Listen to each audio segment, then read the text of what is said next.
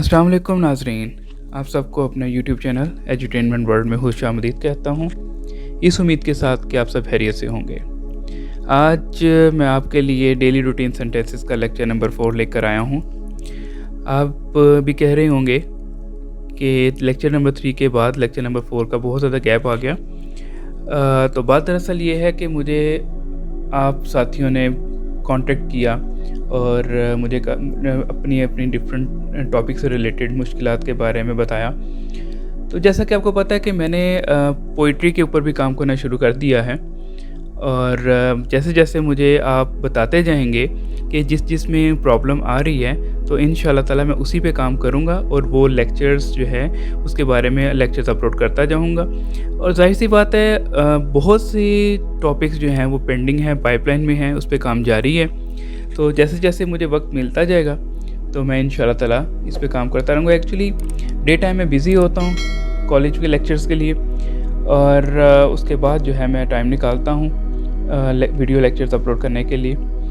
तो लेक्चर शुरू करते हैं, लेकिन लेक्चर शुरू करने से पहले आज की एक अच्छी बात करना चाहूँगा, वो ये कि जब आप कहीं जा रहे हों, रास्ते में कई पत्थर नज़र आते हैं आपको, तो आप उस रास्ते से अगर पत्थर हटाते हैं तो उससे आपको सवाब भी मिलेगा और उससे आपका एक फ़ायदा और भी हो जाएगा कि क़यामत तक उस रास्ते से जो भी इंसान गुज़रेगा उसके बदले में आपके नामा-ए-माल में नेकी लिख दी जाएगी। और एक फ़ायदा और भी होगा कि वो आपके लिए सदका जारिया है, जिससे आपकी ज़िंदगी में जितनी भी रुकावटें हैं वो दूर होती जाती हैं। तो ये तो थी आज की अच्छी बात, एक नसीहत। तो शुरू करते हैं आज का लेक्चर। मैं तुम्हारी वजह से मुश्किल में हूँ। I am in a fix just because of you. उसका बेटा उसके लिए उम्मीद की किरण है। His son is a flash of hope for him. बच्चा अचानक पानी में गिर गया। The child fell down in the river in a flash. मुझे दूसरे ग्राहकों को भुगता लेने दो, मतलब कहा जाता है ना कि मुझे डील कर लेने दो, या उनको जो है वो सौदा सलफ जो वो लेने आए हैं, जो सामान जो है कस्टमर, उनको क्लियर कर लेने दो। तो उसके लिए हम बोलेंगे let me dispose of the customers. मुझे वहाँ पहुँचने में 5 मिनट लगने हैं, या हम ये भी कह सकते हैं मुझे वहाँ पहुँचने में 5 मिनट लगेंगे। It will take just 5 minutes to reach there. जब दादा जान आए तो सब खड़े हो गए। When the grandfather came, all of us stood up. मैं उसका पता बहुत अच्छे से जानता हूँ। I have his address at my fingertips. ये निहायत उम्दा फर्नीचर है। This is first rate furniture. वो इस काम के लिए मुनासिब नहीं है। He is not fit for this job. अच्छा, यहाँ पर हम देखें तो हम यहाँ पर मिसफिट भी यूज़ कर सकते हैं। He is misfit for this job. तो प्रोफेशनली देखा जाए तो मिसफिट का वर्ड यूज़ होता है, लेकिन मैंने यहाँ पर खुद से नॉट फिट का वर्ड यूज़ किया ताकि आपको यहाँ पर डिफ्रेंशिएट कर सकूँ कि कौन सा वर्ड कहाँ पर सूट कर सकता है। मैंने उसे सफ़र के लिए तैयार किया। I fit him up for journey. कमज़ोरी की वजह से वो गश खाकर गिरा। Due to weakness he fell down in a fit. वो मन की मौज से काम करता है। He works by fits and starts. मन की मौज मतलब अपने ख्यालों में मगन रहते हुए काम करना, इसके लिए हम इस्तेमाल कर सकते हैं। बराए मेहरबानी इस बूढ़े आदमी के सोने का बंदोबस्त कर दो। Please fix this old man up for the night. अफसोस तुम पर, fie upon you. वो नशेबाज हैं। He is dope fiend. आपका हुक्म मेरे सर आंखों पर। Your wish is my command. इसको पुरानी बीमारी है। He has chronic disease. मैंने हर तरह से उसका हुक्म माना। I obeyed him to the letter. मतलब ये सेंटेंस हम वहाँ पर इस्तेमाल कर सकते हैं, इस तरह के जुमले कि मैंने उसका हुक्म हर तरह से माना लेकिन उसने फिर भी मुझे काम का ये सिला दिया।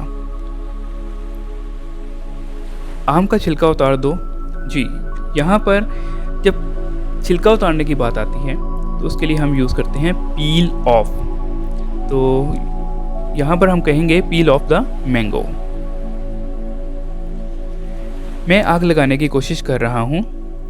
ये उस तरह की आग नहीं है तीली लगाना या लड़ाई झगड़ा करवाना, लेकिन यहाँ पर हम ये कहेंगे कि I am trying to light fire, मतलब चूल्हा जलाने के लिए आग जलाने की कोशिश की जा रही है।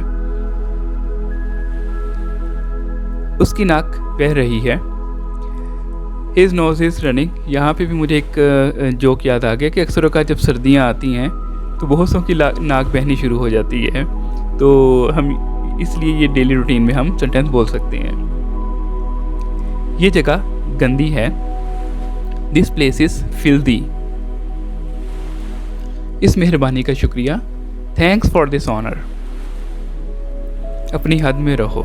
B in your limit.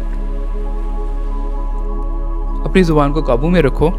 Hold your tongue या कंट्रोल योर टंग। ये जगह जल्दी से छोड़ दो। Vacate this place at once. पढ़ाई के वक्त पढ़ाई करो। Study while you study. अपनी जुबान को काबू में रखो। ये सेंटेंस मैंने दोबारा इस्तेमाल किया क्योंकि इसमें डिफरेंट मीनिंग्स बन जाते हैं, जैसा कि hold your tongue, control your tongue या resist your tongue by saying some bad words.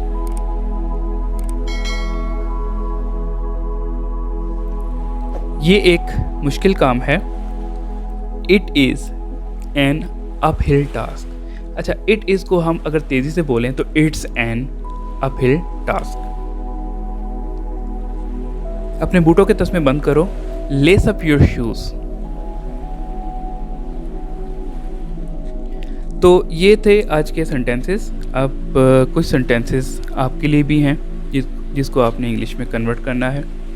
तकरीबन गालिबन 10 सेंटेंसेस हैं और इसी तरह से अगर आपको मैं हर लेक्चर में 10 से 15 सेंटेंसेस जो है एक्सरसाइज के तौर पे देता रहूँगा और आप इसको अगर डिवोटेडली करेंगे तो आप बहुत जल्द इंग्लिश लिखना, इंग्लिश बोलना सीख जाएंगे। और एक बात और मैं कहना चाहूँगा, पहले भी कहता आया हूँ, अब भी यही कहूँगा कि जब तक आप इंग्लिश बोलेंगे नहीं, इंग्लिश के इन सेंटेंसेस को अपनी रोज़मर्रा ज़िंदगी में इस्तेमाल नहीं करेंगे, तब तक आपके अंदर वो कॉन्फिडेंस डेवलप नहीं होगा। असल बात क्या होती है कि जब इंसान कोई एक चीज़ आती है लेकिन उसके अंदर कॉन्फिडेंस नहीं है तो क्या होगा, वो किसी के सामने नहीं बोल सकता। क्यों? क्योंकि उसकी प्रैक्टिस ही नहीं होती। तो जब आप इन सेंटेंसेस को डेली बोलेंगे, लगातार बोलेंगे और कोशिश ये करें कि उर्दू के सेंटेंसेस को इंग्लिश में बोलें, मतलब उर्दू के साथ साथ इंग्लिश भी बोलेंगे तो आपके लिए आसानी हो जाएगी कि आप आसानी से इंग्लिश बोल लेंगे। उसका ये फ़ायदा है कि जब आप कहीं गैदरिंग में हैं या इंटरव्यू दे रहे हैं या एक ऑडियंस के सामने बोल रहे हैं तो आपका कॉन्फिडेंस जो होगा वो हाई हो जाता है इससे। तो सेंटेंसेस ये हैं। क्या तुम अपने बूटों के तस्मे बंद कर सकते हो? मैं उसे सफ़र के लिए तैयार कर रहा हूँ। बाएं तरफ चलो, एक तरफ हो जाइए, उसको कोई काम नहीं आता। मुझे वहाँ पहुँचने में 5 मिनट भी नहीं लगने। पहले जो सेंटेंस था उसमें मैंने पूछा था, मतलब जो लिखा था, मुझे वहाँ पहुँचने में सिर्फ 5 मिनट लगेंगे। तो यहाँ पर मुझे वहाँ पहुँचने में 5 मिनट भी नहीं लगेंगे, तो इसको आपने इंग्लिश में कन्वर्ट करना है। नेक्स्ट सेंटेंस है, क्या तुम ये मिकदारें जमा कर सकते हो या कर रहे हो? कर सकते हो भी आप इसमें ट्रांसलेट करेंगे और कर रहे हो। प्राय मेहरबानी ऊपर जाइए या ऊपर तशरीफ़ ले जाइए। क्या आप मेरे बात दोहरा सकते हैं? ये ऑलरेडी सेंटेंस में बता चुका हूँ सिंपल में, और आपने इसको जो है इंट्रोगेटिव में कन्वर्ट करना है। हिम्मत ना हारो। तो ये था नाज़रीन आज का लेक्चर। उम्मीद करता हूँ आपको दूसरे लेक्चर्स की तरह इसकी भी अच्छे से समझ आ गई होगी। और जाते जाते मैं ये चीज़ बताना चाहूँगा कि अगर आपको भी किसी भी टॉपिक में कोई प्रॉब्लम आती है, डू आस्क मी। मैं इंशाल्लाह उसके ऊपर बहुत जल्द वीडियोस अपलोड करता जाऊँगा ताकि आप उसको अच्छे से समझ सकें।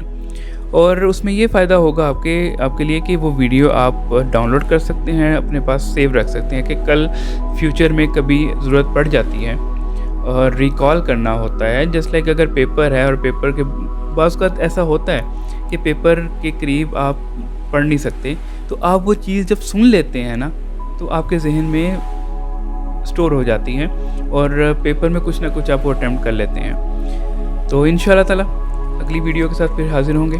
तब तक के लिए दुआ में याद रखिएगा, अपना ख्याल रखिएगा। अल्लाह हाफ़िज़।